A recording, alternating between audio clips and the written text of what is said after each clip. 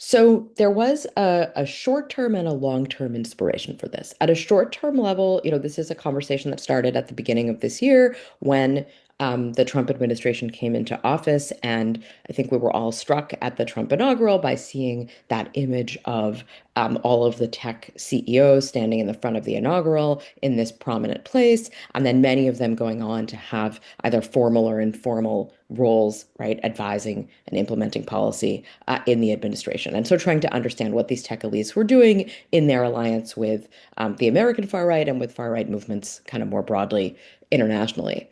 At a long-term level, the inspiration was to draw on the history of kind of corporate power to kind of help make sense of this.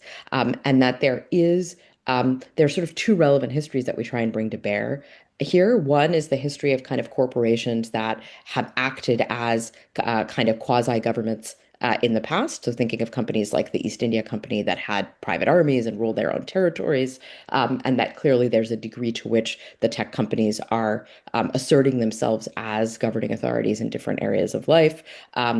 And in ways that are similar to those firms. But there's also a history of individuals who have had political authority that seems to be both separate from being accountable to the public in any way and also separate from themselves as private citizens, that they kind of exist in this kind of um, reified way as public actors, and those people are kings, right? Historically, that's how we think about monarchs. And so the forum is structured around this idea of oligarchic sovereignty, in which we claim that the oligarchs are both through their companies and through their personal influence, attempting to occupy both the historical position of kind of corporate sovereigns like the East India Company and the historical position of private sovereigns like kings.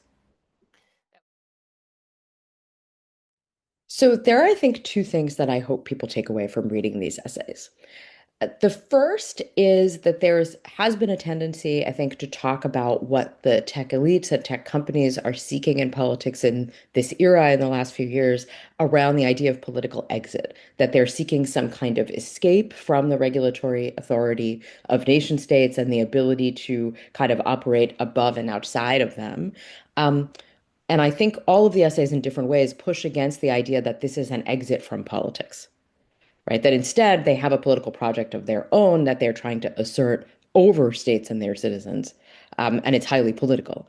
So that the idea of exit, I think, is something that we're trying to challenge, and we hope that people understand why we think that's not adequate. The second is that a number of the essays deal with ways that both states and citizens through civil society have been able to challenge and constrain certain aspects of what the tech elites are trying to do.